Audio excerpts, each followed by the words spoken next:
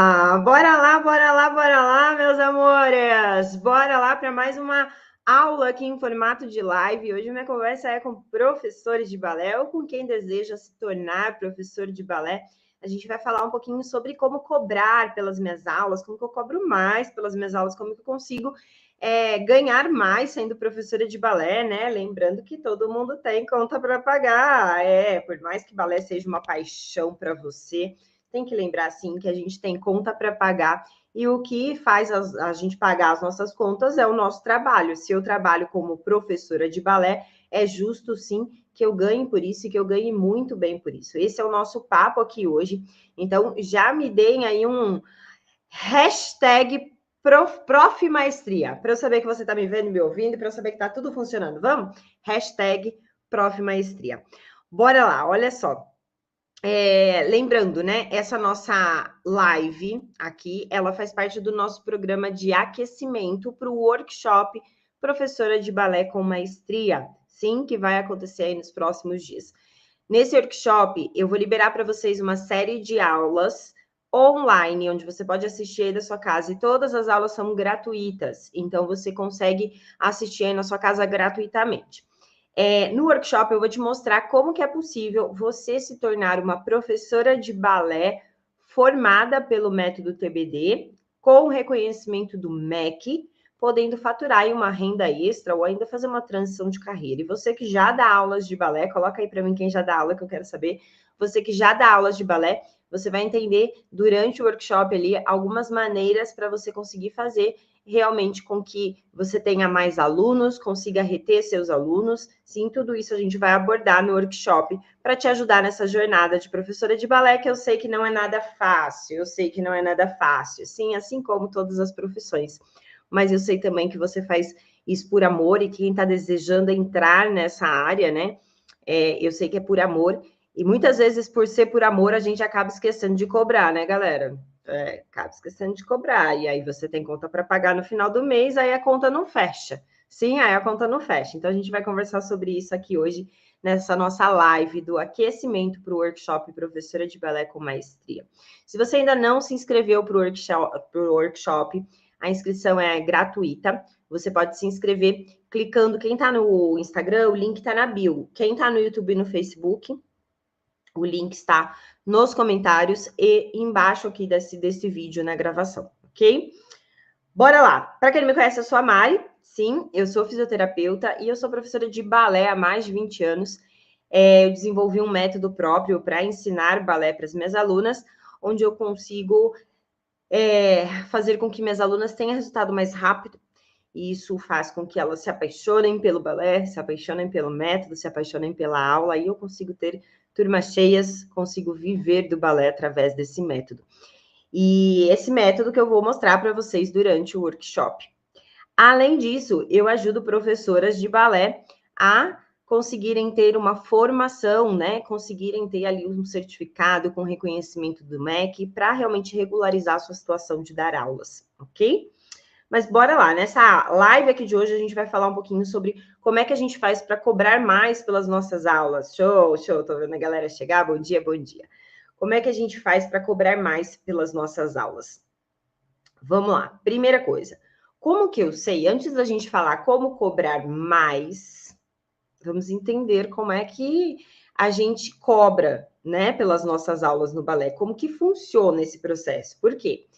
Se eu vou trabalhar, por exemplo, né, minha primeira profissão ali eu sou fisioterapeuta. Sim, eu não trabalho mais como fisioterapeuta. Hoje eu só dou aulas de balé. Mas, se eu fosse trabalhar como fisioterapeuta, eu teria duas opções, basicamente. Ou ser funcionária de algum lugar, ser colaboradora de algum lugar, onde eu teria um salário para isso.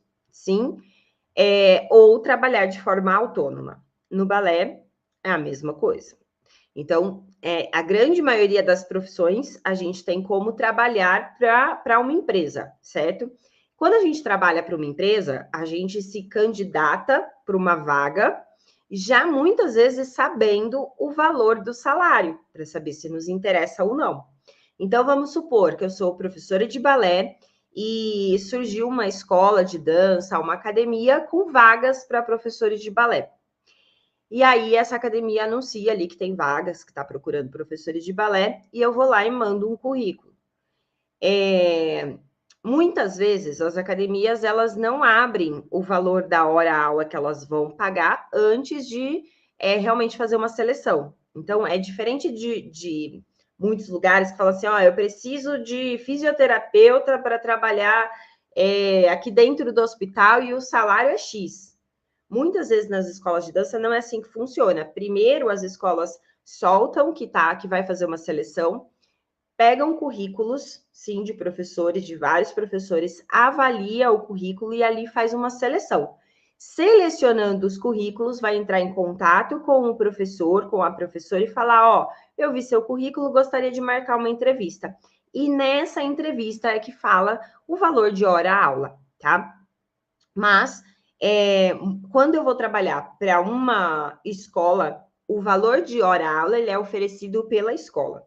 E é aí que começam as dúvidas. Será que esse valor é um valor justo? Será que é um valor que está dentro do que deveria ser? Como que a gente sabe disso?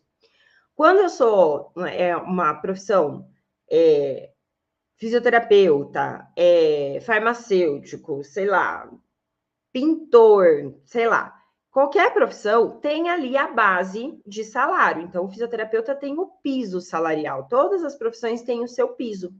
E a dança não é diferente. A dança também tem o piso salarial. Também tem um órgão que fala quanto que um professor de dança deveria ganhar, quanto que é o esperado. Sim? Só que esse órgão, ele rege, ele comanda não o Brasil inteiro, mas por setores. Então, por exemplo, o estado de São Paulo tem um órgão que regulamenta os professores que estão no estado de São Paulo. Minas vai ter outro órgão, Rio de Janeiro vai ter outro órgão. Que órgão é esse? Se chama Sindicato da Dança. Então, se você for no Google e colocar lá Sindicato da Dança, você vai encontrar lá um órgão que é responsável em falar quanto que é o cachê no mundo da dança. Né? No mundo da dança, muitas vezes a gente fala cachê. Então, vai ter lá o valor que um bailarino deve ganhar, um bailarino profissional, um ensaiador, um coreógrafo e um professor. Tem lá o valor do professor. Sim? Esse valor ele pode variar de acordo com o estado que você está. Eu aqui estou no estado de São Paulo, então vou tomar por parâmetro o que é colocado aqui no estado de São Paulo, sim? Eu fui hoje mesmo lá no site do sindicato para dar uma olhada se tinha mudado alguma coisa. Mas, basicamente, o que o Sindicato da Dança no estado de São Paulo fala? Que o valor da hora-aula é o valor de R$70. Então, um professor, ele deve ganhar R$70 pela hora-aula. O que significa hora-aula? Muitas vezes a gente olha e fala assim, é por 1 hora de aula. Mas não é. É até 90 minutos. Então, uma aula de balé que dura 1 hora e meia, o professor deveria ganhar R$70 por aula. Uma aula de sapateado, que dura 1 hora e meia, R$70 por aula. Uma aula de balé que dura 1 hora, também R$70 por aula. Sim? Agora, a aula vai ter 2 horas. É uma aula de balé avançado que tem 2, 3 horas. Às vezes acontece. Aí o professor pode, sim, falar, como a aula ela tem uma duração maior do que 90 minutos, eu gostaria de receber proporcional. E aí o professor vai negociar com a escola, ok? Qual é a grande questão? Primeiro ponto. A partir do momento que eu tenho a clareza do valor da minha hora-aula pelo sindicato, né? Percebe que não é uma imposição, tá? É uma sugestão de valores, é um piso, ok? Tenho lá o valor da minha hora-aula pelo sindicato. Vamos supor que eu estou no começo da minha carreira e eu chego na escola e eles falam assim, olha, aqui a gente paga o valor de R$40 hora-aula. Você já sabe que está um valor abaixo do piso, sim? Se você está no começo da carreira, o que é que você faria? Para quem está no começo da carreira, o que é que você faz? O que você faz? Se está abaixo do piso. Ah, o certo era estar no piso. Sim, mas vamos considerar que é a primeira turma que você vai dar aula. O que é mais importante nesse seu início de carreira? É você realmente receber o piso ou receber acima do piso?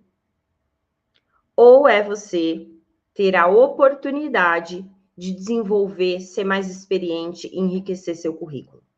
E aqui, gente, é uma resposta que não tem certo ou errado, tá? É uma resposta que é muito pessoal, ok? Eu vou falar o que eu faria.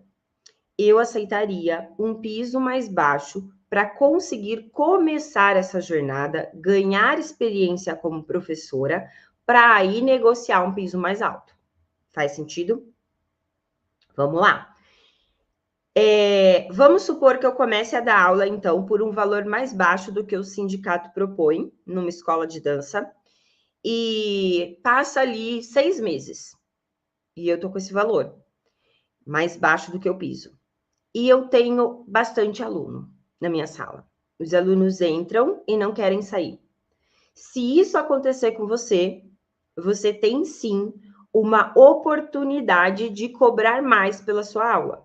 Por quê? Você pode chegar lá para a direção da escola e falar: olha, eu aceitei entrar por um valor mais baixo do piso, mas está ficando pesado demais para mim. Tem outros lugares que estão pagando melhor a hora-aula.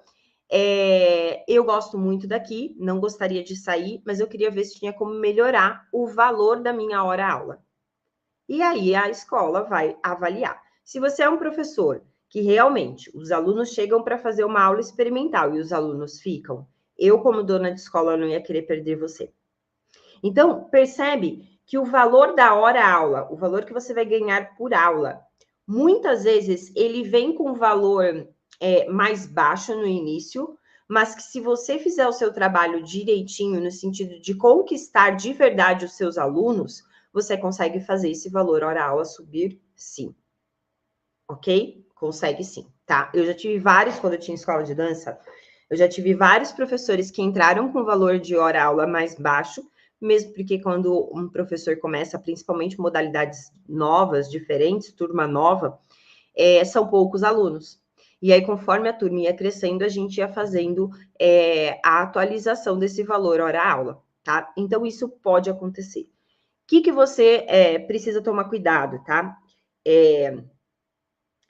O que eu acho que é errado a gente fazer como professor? É a gente querer bater o pé num valor hora-aula mais alto, sendo que a gente não tem nenhum valor agregado. O que isso significa? Significa que você vai lá, você dá a sua aula de 1 hora e meia e ponto. Fui contratado para fazer isso, estou indo lá dar minha aula.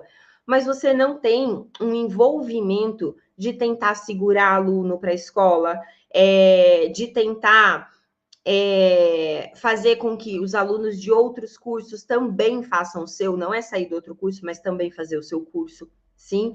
Quando a gente tem dentro de uma escola um professor que tem esse perfil de querer encher a turma dele, porque tem professor que não tem esse perfil. Tem professor que, cara, eu ganho o meu valor hora-aula, independente se é um aluno, se é 10. Para mim é mais fácil ser um, porque dá menos trabalho. Sim? Então, quando você tem um perfil que vê a escola como uma empresa que precisa de alunos e você ajuda a escola nesse quesito, sim, o seu salário tem uma tendência a ser cada vez maior, você ter um valor agregado. Além da sua aula que você dá, você ainda faz outras coisas que ajudam a escola. E aí sim, a escola vai querer pagar um salário maior para que você não deixe a escola, ok? Então, esse é um ponto. Mari, a minha intenção não é trabalhar para um terceiro. A minha intenção é ser autônoma, né? Eu quero ser uma professora de balé, que eu vou dar aulas online, que eu vou dar aulas numa igreja, numa ONG, que eu vou dar aula na garagem da minha casa. Tá ok? Tá ok.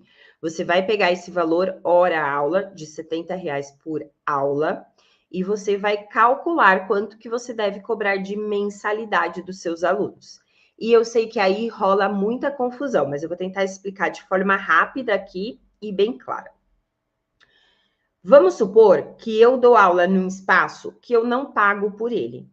Pode ser numa igreja, pode ser na garagem da minha casa. Eu não pago, eu não fui lá e fiz um contrato de locação de um espaço. Eu estou usando um espaço que ele é doado para mim usar, ok? Então, o que eu vou fazer? Eu vou calcular só o valor que eu preciso para minha hora-aula e não para bancar o espaço. Vou colocar lá no meu papelzinho, tá?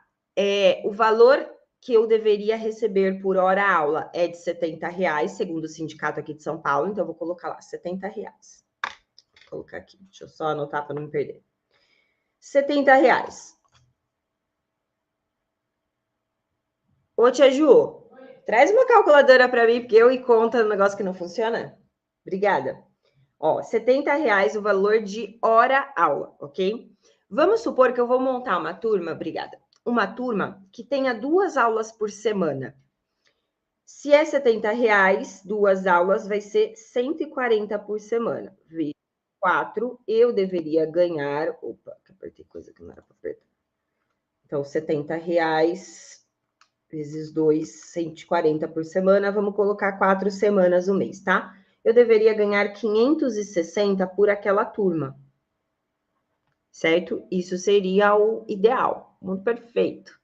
R$560 por aquela turma de balé que eu vou dar naquele horário, 1h30 de aula, 2 vezes na semana.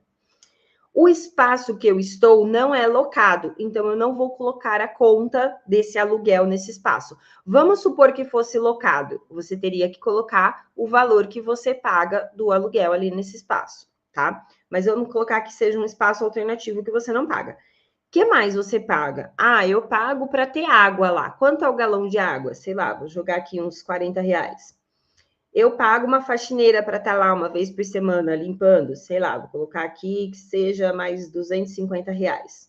Então, ó, uma turma, 560 mais a água, 40 mais 250. Não estou nem colocando conta de luz, tá? De energia. R$850 para eu ter uma turma dando 2 aulas por semana. Se eu colocar 10 alunos, eu vou dividir esses 850 dividido por 10. Isso significa que cada aluno deveria pagar para mim R$85 por mês. Faz sentido? Uma turma de 10 alunos pagando R$85, vou ter 850, paga minha hora-aula dentro do piso e paga ali os pequenos gastos que eu vou ter para manter aquele lugar que foi doado, tá emprestado. Não, Mari, é um lugar que eu tô locando. Você vai colocar o valor da locação. Se for por hora, então tem espaços, por exemplo, tem academia, que tem uma sala de aula lá, que no horário que você quer dar aula, ela não está usando a sala. Você pode locar aquele espaço.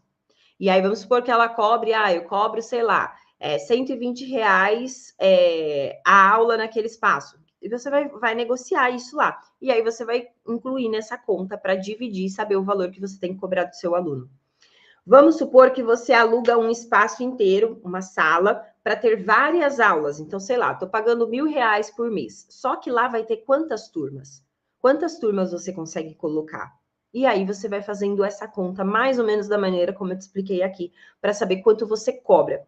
Mas, o que é importante a gente ter clareza? Que eu preciso, primeiro, saber o valor piso da hora-aula de dança, ali no meu estado.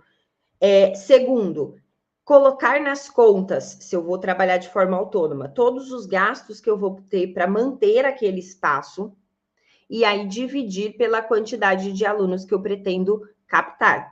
Mari, e se eu vou começar, mas tem só 3 alunos? Eu vou ter que cobrar mais alta mensalidade? Aí você vai ver quanto é o valor na sua região. Então, tem regiões que cobram, sei lá, R$180 a mensalidade. Você sabe que aquele é o piso do que você pode cobrar. Sim?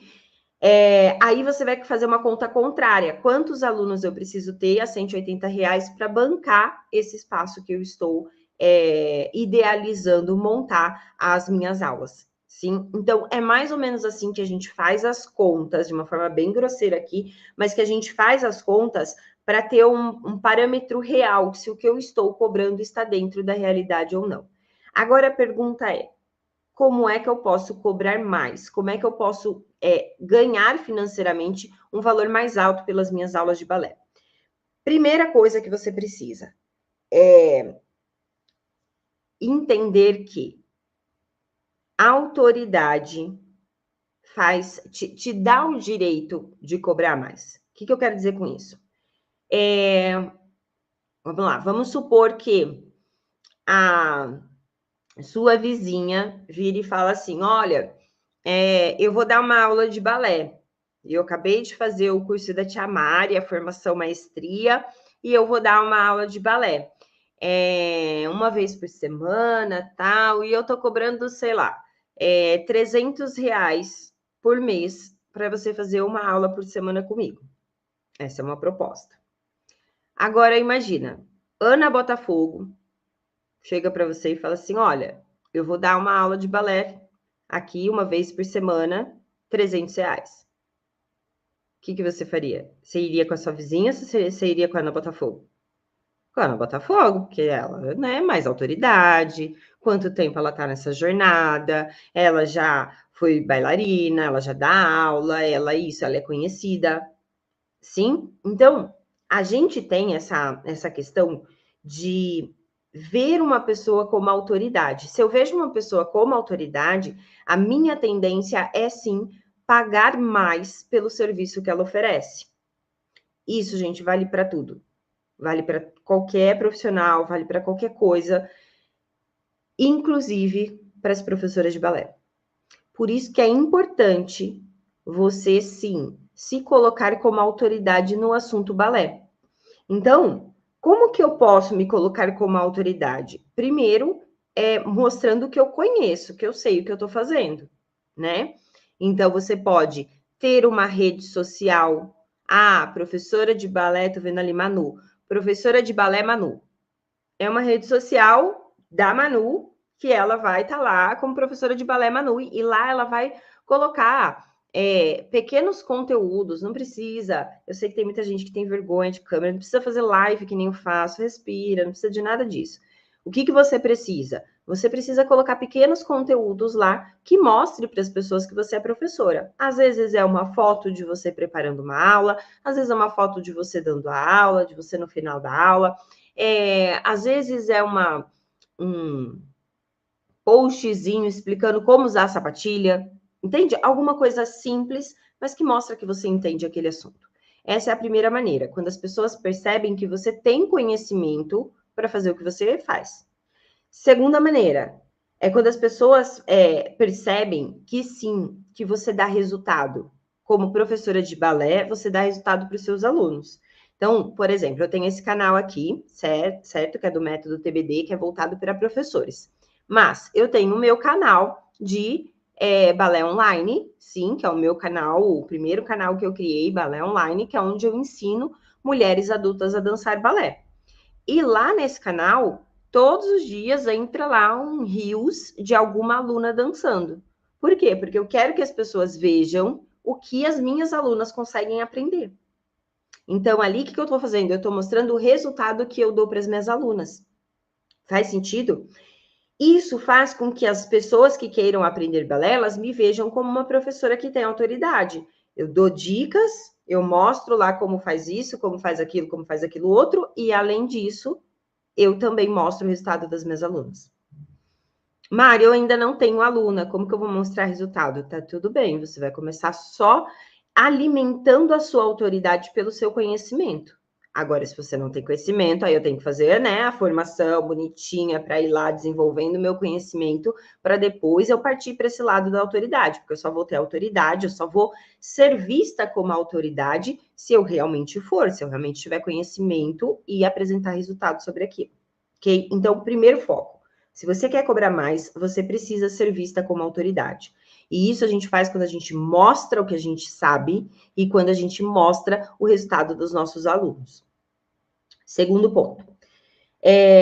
Vamos supor que você está trabalhando dentro de uma escola, sim, ou academia de dança. Você é paga para ir lá dar suas aulas. E aí eu volto lá para o começo da live de hoje.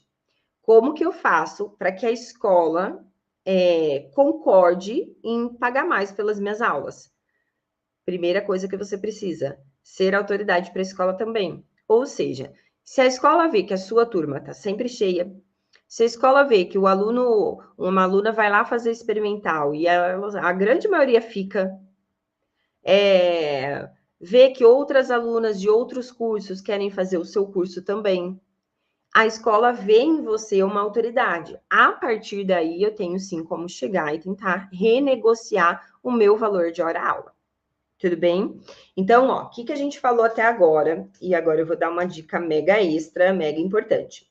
A gente falou de situações onde eu já dou aula em uma escola ou academia de dança, em situações onde eu dou aula por conta própria, sim, pensando em grupos, tá? Nessas duas situações é possível, sim, eu conseguir ter um salário maior, né? Eu conseguir ali cobrar mais pelas minhas aulas.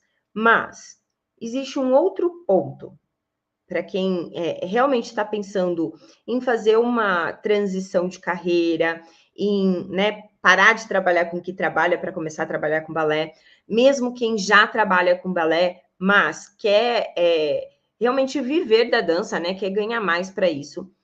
Existe uma outra vertente que poucas pessoas enxergam, que é o quê?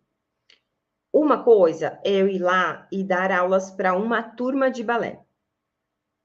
Sim, esse valor vai ter esse curso que eu dou, essas aulas que eu dou, ela vai ter um valor. Outra coisa é eu dar aulas particulares. Como assim? Do mesmo jeito que a gente, quando era criança, ou seu filho, vai lá na escola e tem dificuldade com alguma matéria, e aí a gente vai lá e paga aula particular, aula de reforço. Antigamente tinha muito isso, né? De pagar aula particular. Eu lembro que eu fazia aula particular de tabuada, de raiz quadrada, que era um monte de coisa que eu não entendia, patavinas. E aí eu tinha que fazer aula particular. Do mesmo jeito que existe isso nas escolas, existe isso no balé. Tem muita aluna que acha que ela não é boa em giro. Ela acha que ela não é boa em giro. Só que ela nunca fez uma aula focada para giro, para pirueta. Ela acha que ela não é boa em flexibilidade. Só que ela nunca fez uma aula focada para ganhar flexibilidade.